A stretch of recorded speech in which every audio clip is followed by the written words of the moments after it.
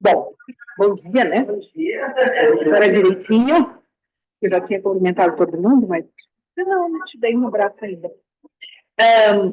Mas a gente hoje tem, pulando uma lição, né, de encerramento da primeira unidade, a gente começa a segunda unidade hoje, que se chama a essência da palavra de Deus. Né? A revista toda trata de essência, né? E agora, então, tem a ver com a palavra de Deus. Claro que a unidade anterior esbarrou bastante nesse tema, né? Então, acho que a gente vai ter aí alguns ajustes para ir fazendo nas lições, até porque está faltando aquele encerramento que o Edvaldo ainda vai dar, né? No entanto, essa questão da palavra de Deus, da Bíblia, né, do sentido da Bíblia, e hoje, especialmente com essa pergunta se a Bíblia merece confiança, né? A gente já tem tratado um pouco desse tema em outras situações, mas não de maneira tão incisiva como uma pergunta como essa. Eu começaria, na verdade, até perguntando outras coisas, né? Por exemplo, a Bíblia é um livro santo?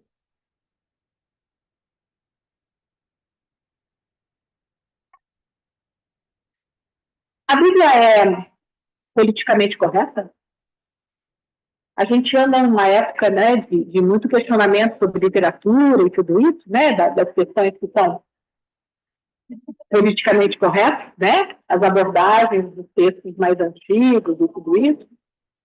E aí parece que fica um pouco essa pergunta também quando a gente pega um livro como a Bíblia, que dizem que é o mais lido.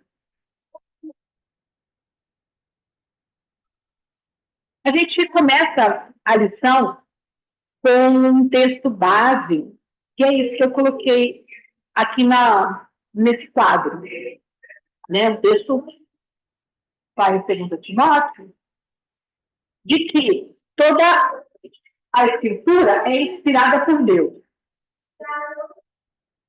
E é útil. Então, esse texto trata da Bíblia exclusivamente da sua utilidade. Né? Para o ensino, para a repreensão, eu inverti aqui, para a correção e para a instrução da justiça. Então, essa aqui é a utilidade do texto bíblico. É para ensinar, para repreender, para corrigir e para instruir na justiça, para que o homem de Deus seja apto e plenamente preparado para toda boa obra. Então, aqui a orientação de Paulo, né, para o discípulo dele, Timóteo, é que o estudo da Bíblia tem um fim específico na formação de obreiro, né, que vai fazer a boa obra. Então, tem específico na formação, no preparo, para que ele seja apto e plenamente preparado, né? E essa que é a utilidade. Vai ensinar, vai repreender e vai instruir.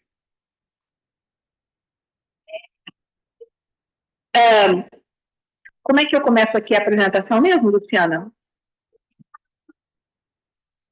Share screen. Agora só pode apertar o share aqui no perfil.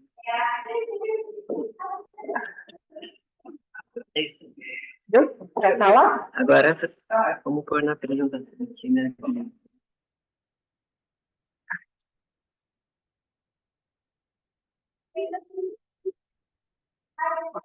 Oi? Tá mostrando aí? Tá. Então, a Bíblia merece confiança? Essa que é a questão que abre, então, com essa pergunta, né? Que confiança, né? É que a gente...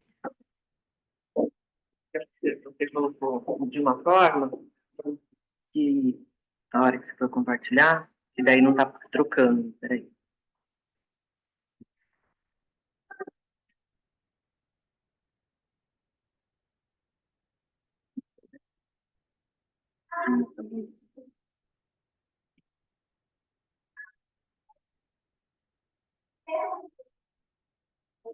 Deu certo?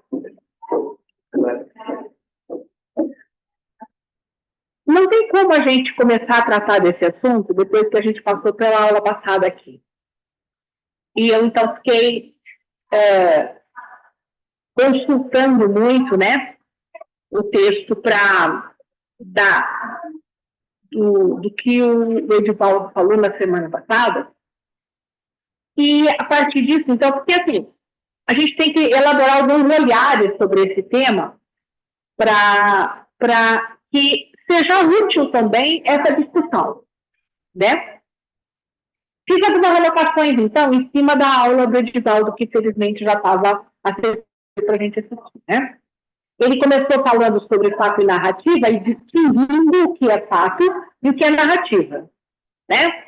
E aí, então, a afirmação, não temos acesso direto ao fato, apenas às narrativas.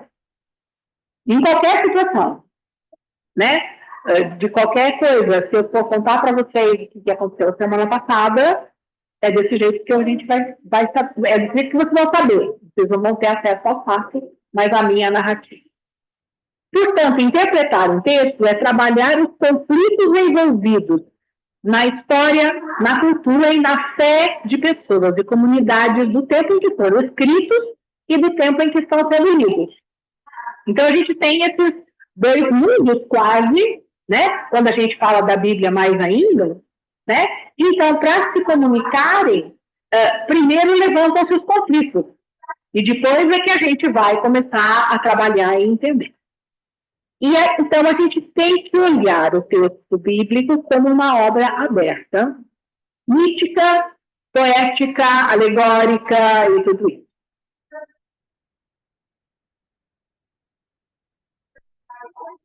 E aqui eu copiei exatamente como o Edivaldo falou, bem no finalzinho da aula. Aqui nós temos que repensar o conceito de verdade. Não está em jogo relativizar a verdade. Não é isso, que cada um tem a sua verdade. Porque o conhecimento se dá na relação sujeito-objeto. Há algo da realidade no sujeito e há algo da realidade no objeto. Quando nós construímos uma imagem de mundo, de homem e de Deus, há algo aí do objeto e há algo do sujeito. Só que nós não temos acesso à inteireza das coisas efetivamente como elas são. Portanto, agora vamos pensar no texto bíblico outra vez, não é? A gente não tem acesso à inteireza das coisas, exatamente como aconteceram.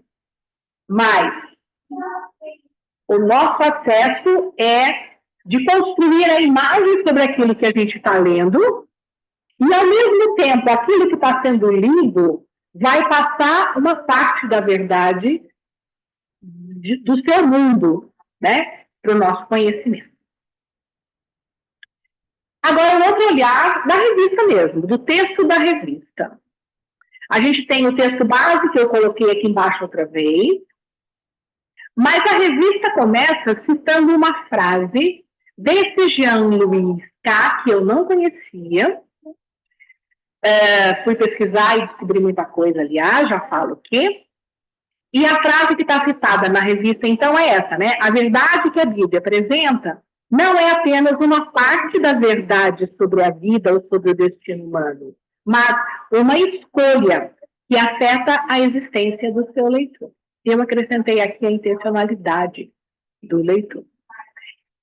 O que ele está afirmando, portanto, é que, sim, a Bíblia apresenta uma parte da verdade sobre a vida ou sobre o destino humano, né? Mas, além de apresentar uma parte da verdade, oferece uma escolha para o leitor que vai afetar a sua vida. Essa é eu diria, uma característica específica do texto bíblico e de outros textos onde implica, né, na leitura, implica a aceitação daquilo que está sendo dito. Né? A gente tem a leitura descomprometida, Mas, eu diria, essa mesma frase pode ser aplicada quando eu leio uma notícia de jornal. A gente tem que ter a consciência disso. Eu não ler o jornal significa não ter acesso completo ao fato. Eu sei o que o jornalista está apontando, segundo o seu mundo, né? E vai depender também da minha intencionalidade, a intencionalidade com que eu leio, o jeito como eu vou reagir e agir dali para frente, porque aquela notícia que eu estou lendo me afeta. Com o texto bíblico, a gente tem não é um agravante, né? Um elemento adicional, que é a questão do mistério da fé. A revista também diz que, já que ela está fazendo a pergunta, a Bíblia merece confiança, ela diz que confiança é a crença de que algo não falhará, de que é bem feito ou forte o suficiente para cumprir a sua função. Perceberam que confiança, nessa definição, é também uma visão meio utilitária, igual esse versículo que está aqui atrás. Né? Confiança. Então, tá bom. Então, nós vamos trabalhar dentro desse conceito. Nós vamos falar de confiança no sentido da fé que a gente tem em Deus. Nós estamos falando da confiança na utilidade do texto bíblico. É disso que trata a lição. E aí, a gente fica meio perdido se a gente misturar essas coisas. Nós estamos falando, portanto, de se a hora que eu pego a Bíblia, eu posso confiar ou não posso confiar, no sentido de que isso aqui vai tá contida uma verdade nele, né? Em quem eu posso confiar. Assim como eu escolho qual é o jornal que eu leio, porque alguns jornais eu não confio, outros eu confio, né? Então, eu escolho ler a Bíblia com a intenção de que eu posso confiar no que está escrito aqui. Porque aquilo é bem feito e é forte o suficiente para cumprir a sua missão. A sua função. É uma definição bem utilitária, né? Mas tá bom, vamos lá. Revista ainda faz menção a um texto que a gente já estudou, separado aquele livretinho, instrumentos para estudo da Bíblia, e que também já apareceu numa lição que eu mesma dei em novembro do ano passado. 2 vezes, então, a gente vai estudar esse texto, e a revista outra vez cita aqui, então. E resumindo, né, ele coloca aqui, a gente tem que começar entendendo que a Bíblia possibilita 3 leituras diferentes. Uma leitura literária, que se refere basicamente ao texto mesmo, né? Onde a gente vai ver, então, quem é o autor, qual era o contexto, aquela coisa que a gente deve fazer sempre quando vai estudar um texto, na verdade, né? Que tipo de estrutura tem aquele texto, que tipo de literatura quais são os termos-chave, qual que objetivo ele foi escrito, isso. A leitura do texto e do contexto. Possibilita também um segundo nível de leitura, que é a leitura teológica e meditativa. É quando a gente vai pegar, então, o contexto teológico, o sentido teológico daquilo, quais são os elementos da história da teologia presentes naquele texto, né? Inclusive, uma observação importante que ele coloca é que a gente nunca pode pegar o texto isoladinho, né? Tem que pegar dentro de um contexto maior também. A perícope, né, que são essas divisõezinhas que a gente tem na Bíblia, mas também o contexto do livro em que ele está escrito, né? Como hoje a pastora pegou um texto lá que duvido que alguém estava se lembrando dele em algum momento, né? Então, não, isso aqui foi na época do exílio, daí tinha que construir, tinha que fazer. Não é? A gente tem que ter essa história para poder entender de onde é que surge, de repente, aquele versículo. Então, esse contexto, não só histórico e teográfico, mas no contexto da teologia, do momento religioso também, né, que se enfrentava naquela situação. E, por fim, uma leitura que é crítica e de conversão, no sentido de que a leitura trabalha conosco na nossa espiritualidade, né? A leitura da Bíblia, então, mexe conosco espiritualmente de tal maneira que ela provoca indicações imediatas, respostas imediatas na nossa vida, favorece o autoexame e confronta com a realidade. E a gente, então, pode chamar esse momento de revelação.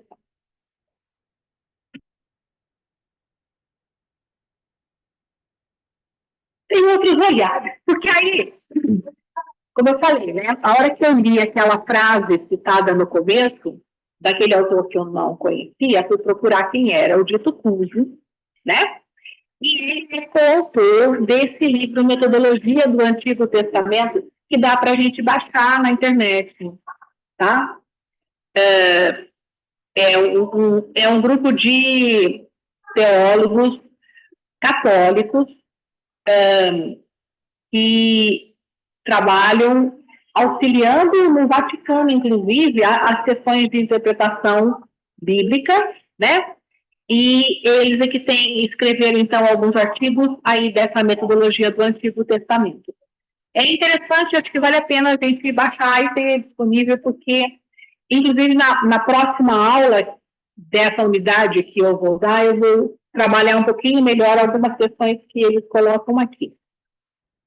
Mas, basicamente, essa obra, então, trabalha no início, né, as dificuldades que você tem de aproximação com o texto bíblico. A começar das origens desse texto, né? A gente começa a pensar, como é que a Bíblia se formou? Né? E a gente sabe que foi a partir de manuscritos que foram se reunindo, que foram sendo encontrados. Esses manuscritos, sabe-se, que eles não são os originais. O que a gente tem de manuscrito disponível não são os originais, eles são já aperfeiçoamentos, reescrições de outros que a gente nunca encontrou. Então, você tem alguns manuscritos que são danificados, você tem uma variedade de versões do mesmo texto, está escrito em várias versões. Tem a questão das traduções, que não são simples, porque a gente está falando de línguas que não são mais faladas. Então, você, né, fica preso ao limite que você tem de conhecimento dessa língua e as mudanças que vão acontecendo, seja por engano, seja por correção. E aí eles até listam, né? Deixa eu falar sobre os manuscritos aqui, ó. Eu recortei aqui um pedacinho desse livro, né? Analisando a história do texto do Antigo Testamento, podem se determinar até 4 ramos que indicam formas diversas do texto. Um é o proto-massorético. Tem o massorético, eles chamam de massorético, que é o mais antigo. Mas eles sabem que existe um proto-massorético que ninguém sabe. Tem depois o Pentateuco Samaritano, que foi uma outra versão que encontraram, os pedaços de texto. Depois tem as várias formas do texto encontradas entre os documentos do Mar Morto. Esses que foi no século passado que se encontraram, né, os manuscritos do Mar Morto. Isso. E depois as traduções gregas, vai começar pela Septuaginta. A tradução grega feita em torno dos séculos 3 e 2 antes de Cristo, referente ao Antigo Testamento, né? E que leva a um texto hebraico de base, muitas vezes chamado pelo termo alemão Vorlage, que é diverso ainda daquele da Septuaginta. Uma variedade de textos, de pedaços, de fragmentos, e a partir disso tudo é que a gente tem hoje o Antigo Testamento aqui. Né? No meu caso, na versão revista e atualizada, mas você tem outras disponíveis, né? Nas traduções disponíveis. Ou seja, e aí então ele trata das mudanças que vão acontecendo, né? Como são textos manuscritos, as pessoas às vezes se confundem. Como é que elas trabalhavam? Quais eram as condições de trabalho dessas pessoas? Né? Então, não era difícil você, uma letra que é duplicada, você colocar uma vez só ao invés de duas, e aí tem um outro sentido naquela língua. Ou ao contrário, né? Uma letra única que você duplica e aí tem outro sentido.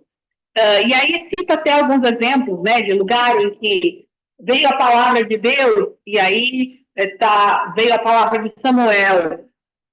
porque aí ele mostra, né, que em algumas versões de algumas línguas, em algumas das línguas correntes ali, era muito parecido. Aí é difícil de você saber, e quem é que decide o que vai colocar, então? Não é? Então, são aquelas correções que são feitas depois. Então, textos posteriores que corrigem erros que foram cometidos, porque daí você tem, então, um original que dá uma coisa, outro que está diferente, depois aqui voltou para o original. Enfim, gente, é um emaranhado muito doido isso tudo. E a gente pensar que, né, tem um pastor por aí fazendo sermão em cima de 4 palavras, né? Vou voltar aqui que eu passei demais. Tem outros textos desafiadores. Eu estou procurando esse texto inteiro do Sandro Pereira, que se chama Exegese do Antigo Testamento, não achei aqui na biblioteca, e esse não dá para baixar. Eu consegui baixar a exegese do Novo Testamento, desse Sandro Pereira, que é um teólogo católico também. Os católicos avançam bastante nesses estudos de hermenêutica, né? Ele diz assim: há alguns abismos entre o autor e o leitor. Abismo cronológico, abismo geográfico, abismo cultural, linguístico e literário. E no texto bíblico ainda o abismo espiritual, que é a interferência que a nossa fé tem, né, na hora da nossa própria leitura. Ninguém chega na leitura da Bíblia duvidando completamente de tudo. A gente tem crenças quando a gente vai ler o texto. E essas crenças também interferem e criam preconceitos e criam dificuldades de percepção daquilo tudo. Mas esses abismos são muito difíceis de romper completamente, né? Tem um outro texto que a gente teve acesso aí, saiu eu li na Folha originalmente, mas a Ivonete disponibilizou no nosso grupo a partir da BBC, então não sei, não tive tempo de checar de onde é a origem do texto. Exatamente, dos escravos que teriam ajudado a escrever os textos, né? E que então consideram, né, o fato de que a grande maioria das pessoas não lia nem escrevia, né? Poucos, muito poucos liam, e menos ainda eram as pessoas que escreviam, porque entre escrever e ler tem diferenças muito grandes, né? Nem todo mundo que consegue ler tem habilidade para escrever, né? Além das dificuldades próprias das pessoas mesmo e tudo isso. As doenças, né?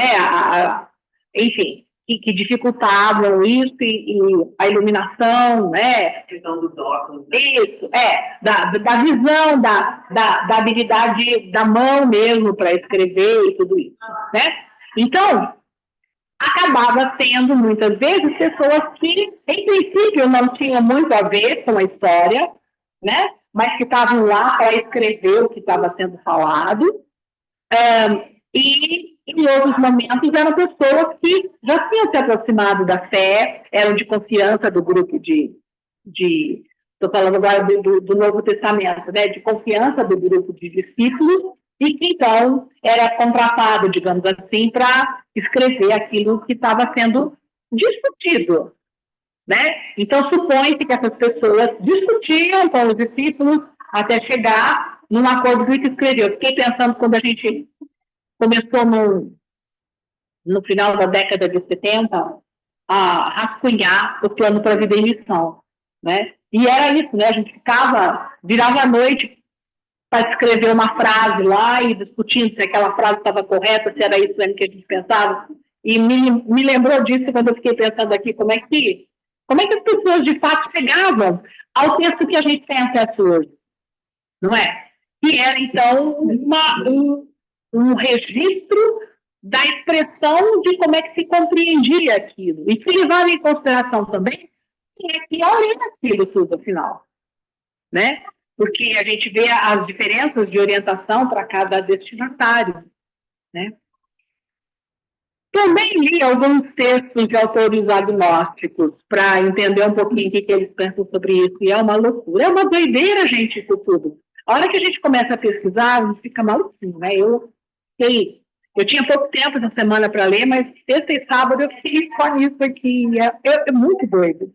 Porque a gente começa a questionar todas as coisas, não é? E a gente vem na cabeça da gente expressões que a gente a vida inteira disse, né? Que a gente depositou toda a confiança e de repente a Bíblia merece confiança, né? Foi isso mesmo? Como é que é mesmo, né?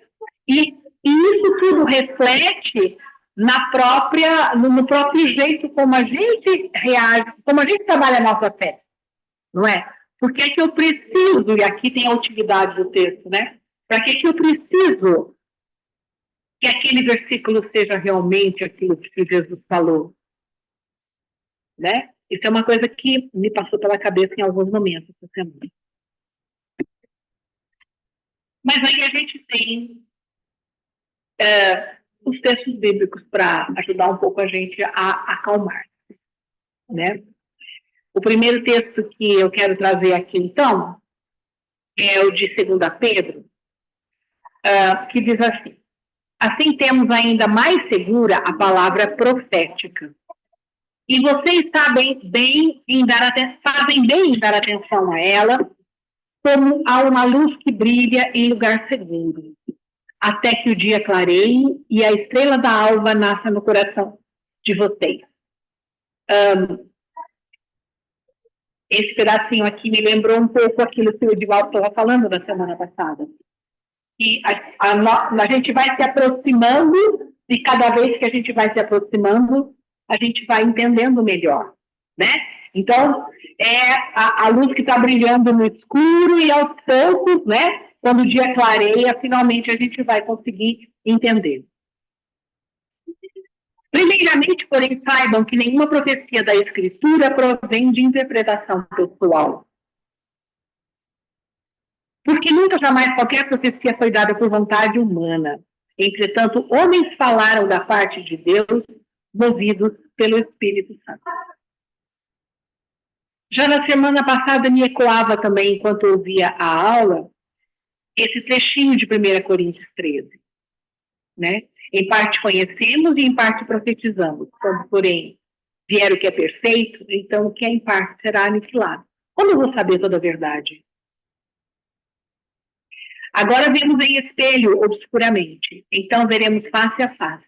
Agora conheço em parte, então conhecerei como também sou conhecido.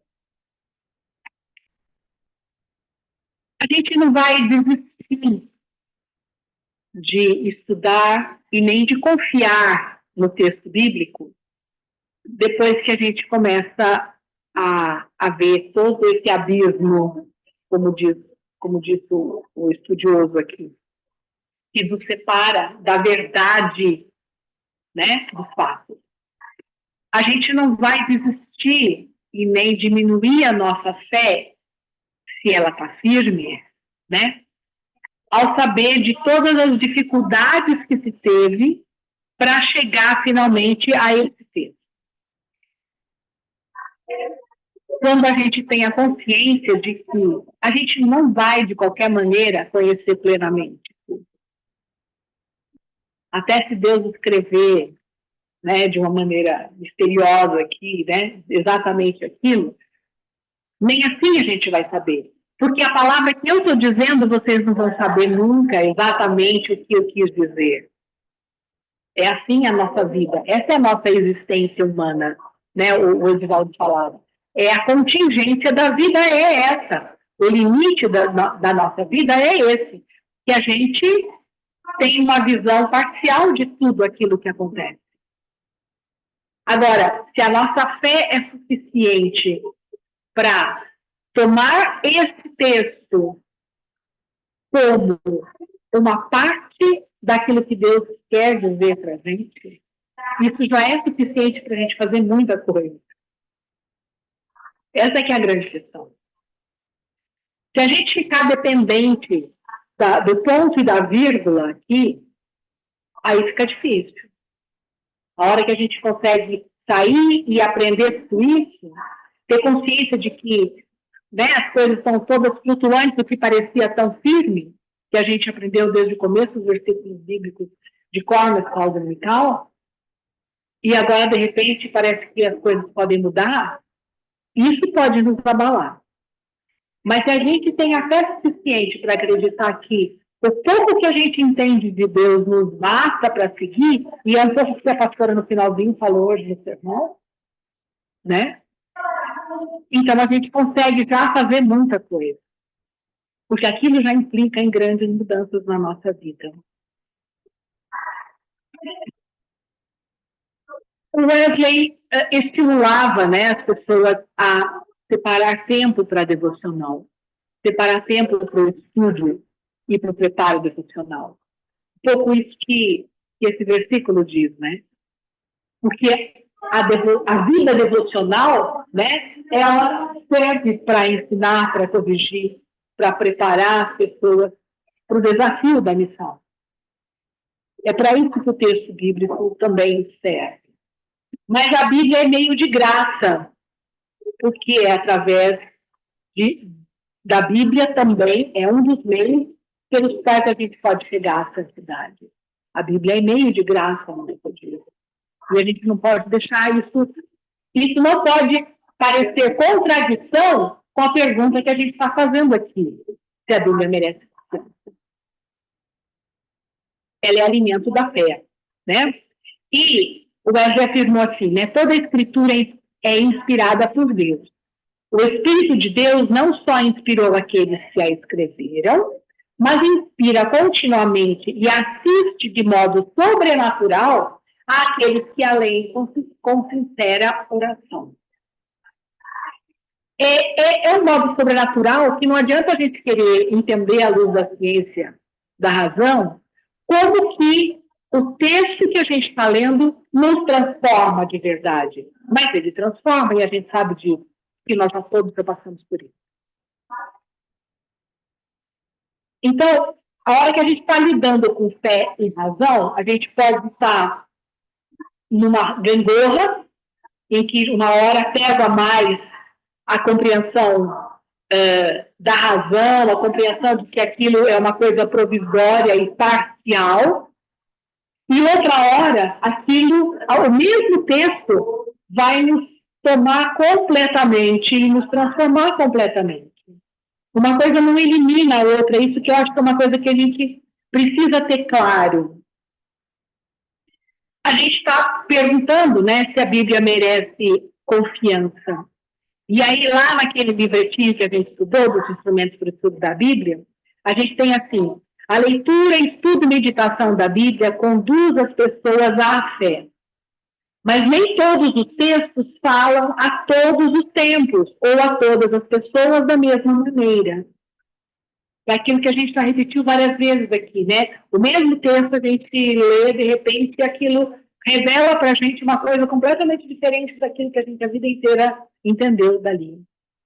Muitos textos permanecem silenciosos para alguém, enquanto são fundamentais para outras pessoas. Né? Às vezes uma pessoa diz que o versículo bíblico predileto dela é tal, e aquele nunca me disse nada. Né? E eu termino dizendo assim, se confiança é a crença de que algo não falhará, de que é bem feito ou forte o suficiente para cumprir a sua função, só essa história da Bíblia, essa saga, né, de chegar a esse texto, já é prova suficiente de que cumpriu a função e, portanto, merece confiança. Se o que a gente queria é ter um texto sagrado, no sentido de um texto que é reverenciado e é fonte de inspiração para uma comunidade, nós temos aí alguns milhares de anos de prova de que é forte o suficiente para isso. Além disso, olhando essa diversidade toda, indubitavelmente, há um fio condutor que revela que Deus é amor, misericórdia, santidade e salvação. Com todas as dúvidas, com todos os questionamentos, com todas as contradições dos textos que a gente pode encontrar na Bíblia, permanece sempre essa questão. O fundamento é que Deus é um Deus de amor, de misericórdia, de santidade e de salvação. E mais eu diria, né? No texto bíblico, o Espírito geme com o nosso Espírito. E isso é o único jeito que eu consigo explicar um pouco as transformações que a leitura de um texto provoca na vida da gente. E traz palavras de consolação e paz. Que é tudo que a gente muitas vezes precisa quando vai ler o texto bíblico. A gente não precisa de qualquer outra coisa que não só consolo e paz. Não é conhecimento de como é que foi, né, se a parábola era desse jeito ou era de outro jeito. E pela fé, então, a gente afirmamos que isso não pode vir de Deus. A gente pode questionar de várias maneiras o texto bíblico. E tem muita gente questionando até hoje e vai continuar questionando, né? A questão é que a gente precisa saber, eu acho que é importante a gente conhecer um pouco essas dúvidas, conhecer um pouco o questionamento que é feito, porque a gente é pessoa que pensa e a gente tem interesse de descobrir essas coisas. No entanto, isso, né, é a gangorra que não pode eliminar o outro lado. Em alguns momentos vai pesar mais simplesmente a gente repetir o Salmo 23 por aí. E isso é suficiente, independente do que cada palavra, do que cada imagem que aquele salmo realmente representou para a comunidade onde ele surgiu primeiramente. E aí é a gangorra, então, que a fé é o momento em que o meu lado da gangorra da fé vai pesar mais e vai poder transformar a gente e as pessoas que estão à nossa volta e uma comunidade inteira. Acho que essa unidade sobre a essência da palavra de Deus, ela vai acompanhar a gente em alguns questionamentos que muitas vezes ficam parecendo saia justa nessa história. E a gente vai ficar em questionamento. Né? A próxima aula eu vou trazer algumas desses relatos bíblicos que nos confrontam com coisas que deixam a gente perplexo. E a gente fica pensando, como assim?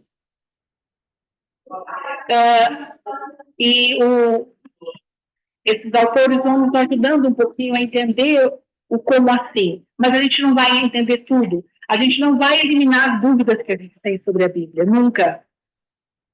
Porque se é a palavra inspirada por Deus, ela está aí e ela está aberta, e ninguém nunca viu a Deus, a própria Bíblia afirma isso, né?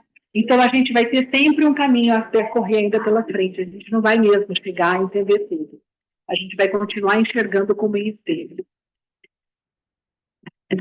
Eu acho que é isso que eu tinha pensado em apresentar, e a gente pode conversar um pouquinho sobre essas impressões agora, e lembrando que é só a primeira lição aí de uma unidade que vai vir discutindo mais coisas, e ainda falta a conclusão que o Edivaldo vai trazer para a gente, e da unidade anterior, que também vai, outra vez, levantar um pouco dessa poeira aí, tá? Acho que é isso. A gente pode continuar aí, conversar um pouquinho agora a respeito. Não sei como é que isso chega para vocês.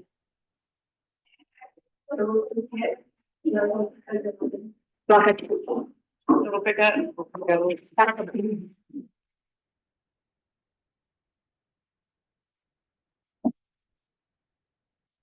Eu tenho a sensação, Daline, que a gente precisa entender, isso referente a assunto, de que nós vivemos em um mundo de narrativas. O mais seguro que nós temos é sempre a narrativa sobre.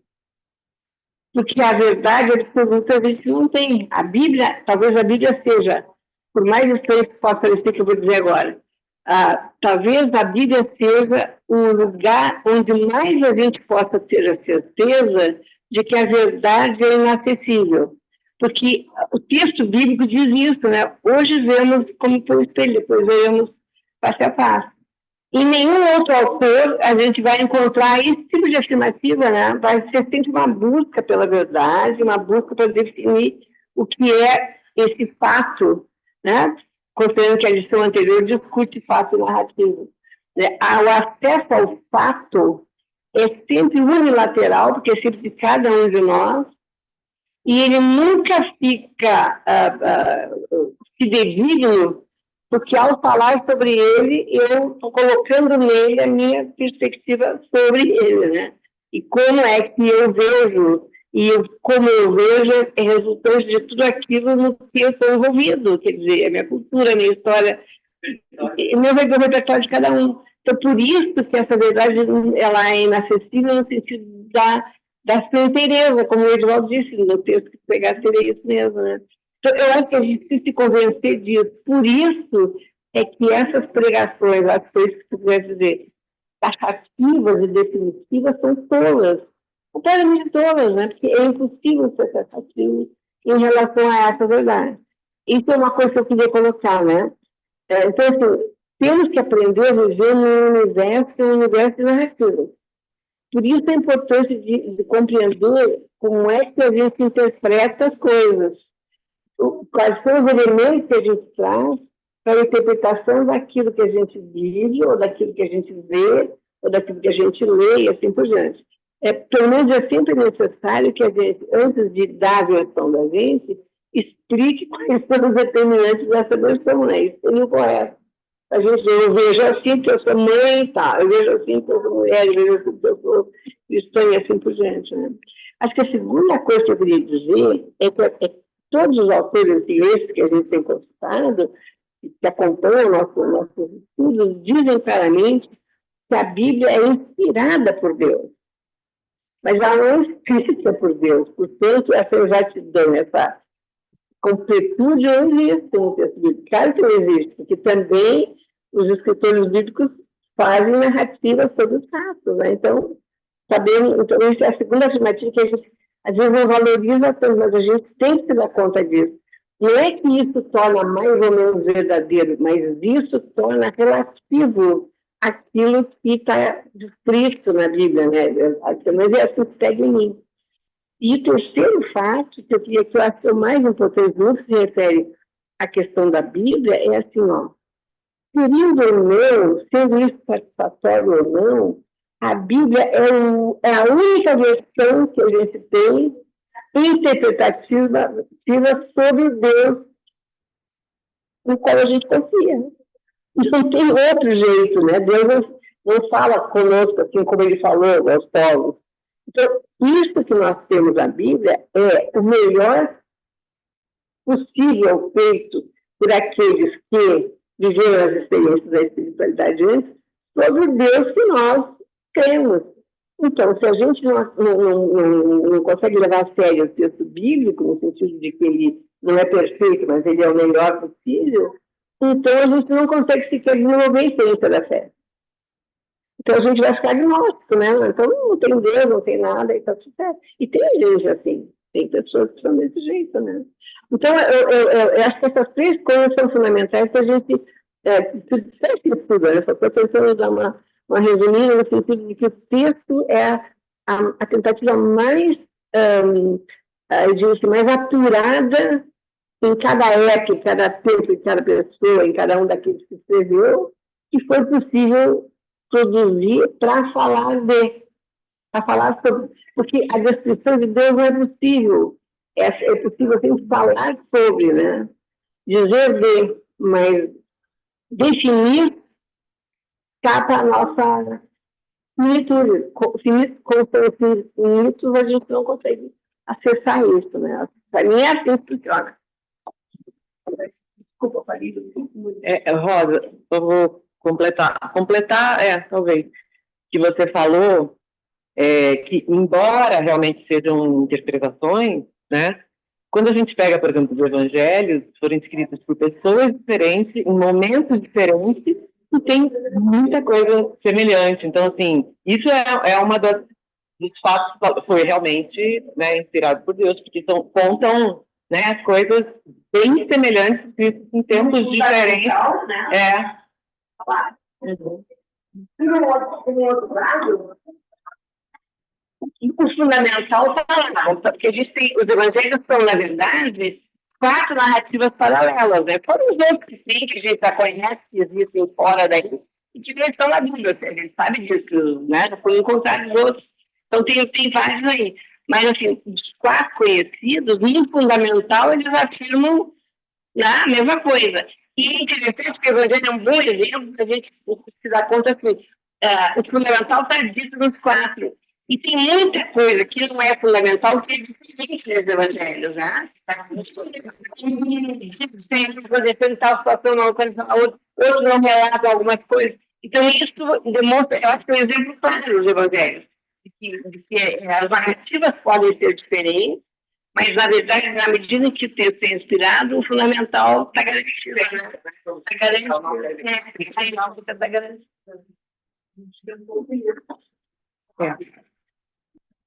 Mais uma vez? Claro.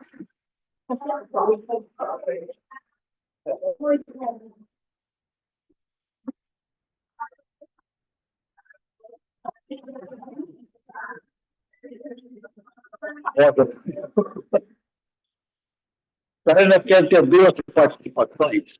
Viu? A primeira é muito interessante, é o que você escreveu aí.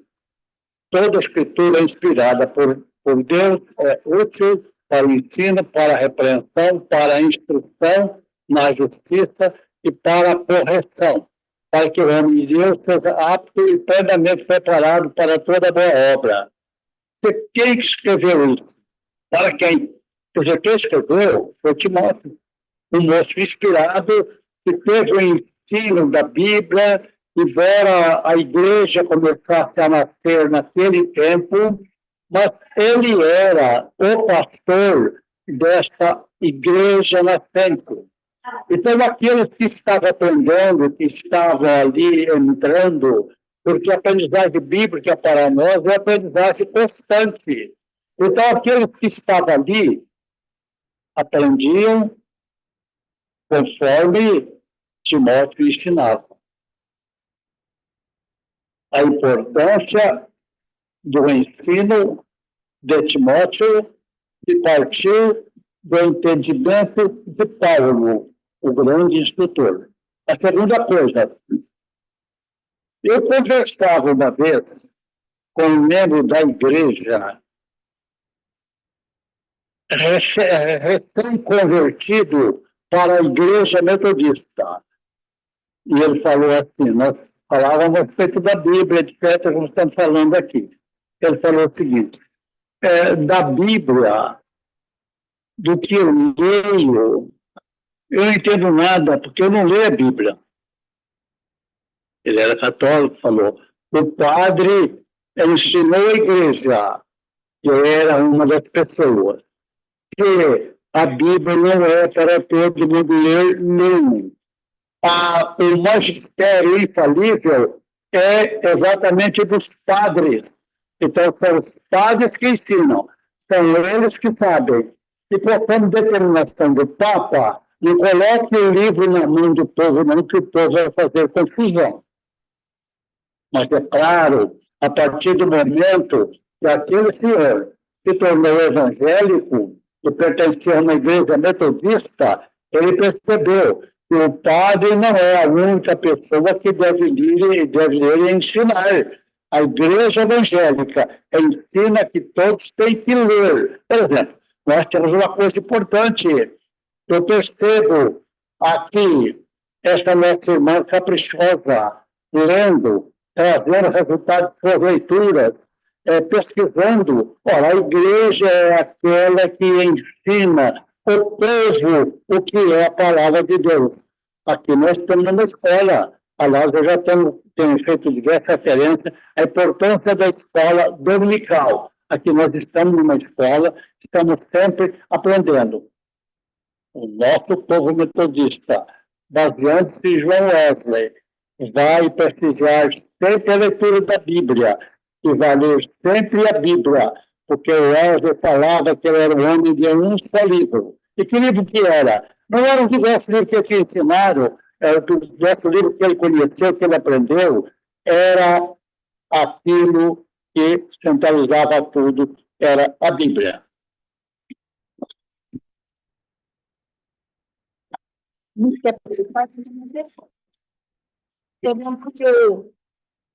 O André entrou aqui, né, André? Bom dia para você. E é o único representante de fora hoje do nosso grupo. Maria José também é. Tá. Eu acho que a gente vai encerrando, então, a nossa conversa hoje. Essa unidade vai continuar, né? E nós temos muita coisa ainda para conversar e discutir e aprender. Que Deus nos oriente. E isso tudo, sobretudo, fortaleça a nossa fé e a nossa confiança na palavra de Deus também. Porque, como eu estou dizendo, não dá... Essas informações todas, elas vão ser úteis justamente para ampliar a nossa confiança, porque ter confiança não é só essa utilidade que a definição da revista colocou aqui para a gente. Ter confiança também é depositar a vida nisso. E é isso que a gente tem feito no exercício de ser cristão, né? Que Deus nos abençoe, então. Amém. Até domingo que vem.